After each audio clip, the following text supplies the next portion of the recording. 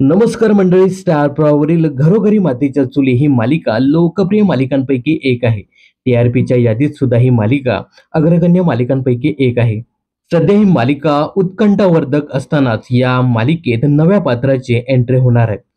तर या मालिकेत एक मोठं वळण येणार आहे. मालिकेतील ऋषिकेश आणि जानकी हे एका देवीच्या मंदिरात जातात. तेव्हा एका महिलेच्या अंगात वारा येतो. तेव्हा ही महिला जानकी आणि ऋषिकेशला सांगताना दिसते की हरवलेली व्यक्ती परत येणार आहे. हे ऐकून ऋषिकेश आणि जानकी चांगलेच गोंधळात पडलेले असतात. मित्रांनो, ही हरवलेली व्यक्ती दुसरी तिसरी कोणी नसून ऋषिकेश याची खरी आई आहे. तर या नव्या पात्राचं नाव पार्वती रणदिवे असं असणार आहे. पार्वती रणदिवेची भूमिका आता कोणती अभिनेत्री साकारते हे पाहणं खूपच इंटरेस्टिंग ठरणार आहे. मात्र हा नवा प्रोमो पाहून मात्र प्रेक्षक चांगलेच नाराज झाले आहेत. ऐश्वर्या जानकीला किती त्रास देणार, किती दिवस हे असंच दाखवणार. एकदा काय तो ऐश्वर्याला जानकीचा बदला घेऊ दे, अशा काही शब्दात प्रेक्षकांनी आपल्या संतप्त प्रतिक्रिया व्यक्त केल्या आहेत.